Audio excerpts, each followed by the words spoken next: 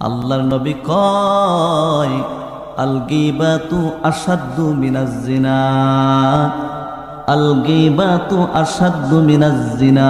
জোরে কি নাউযুবিল্লাহ বলবেন না? গীবত এত বড় গুনাহ ও মুসলমান।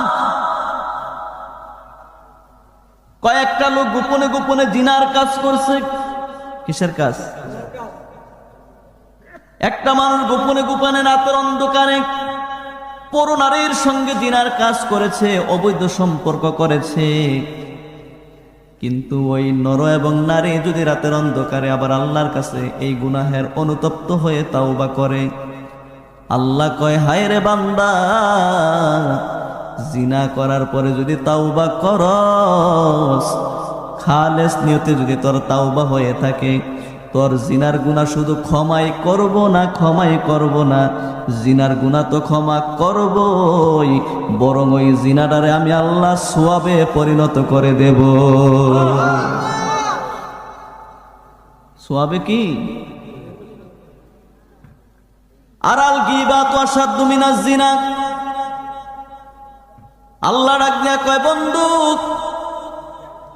আপনার উম্মতদেরকে জানায়া দেন গীবত এত বড় গুনাহ,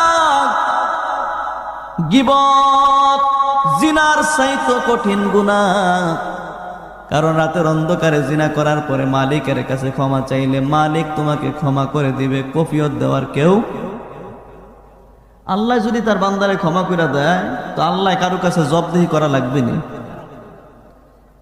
কিন্তু আল্লাহ কয় বান্দারে, তুমি গীবত করেছো মালিক ভাইয়ের, গীবত করেছো আব্দুল করিম ভাইয়ের, গীবত করেছো আব্দুর রহিম ভাইয়ের, যতক্ষণ পর্যন্ত আব্দুল করিম, আব্দুর রহিম, আব্দুল জব্বার তোমার গীবতের গুনাহ ক্ষমা না করবে, শবে বরাত কও, লাইলাতুল কদর কও, আরাফার ময়দানে কও, মাটির মধ্যে গড়াগড়ি যদি করে কান্দরে বান্দা, গীবতকারী যতক্ষণ তোমাকে ক্ষমা না করবে আমি আল্লাহ তোমাকে ক্ষমা করব না।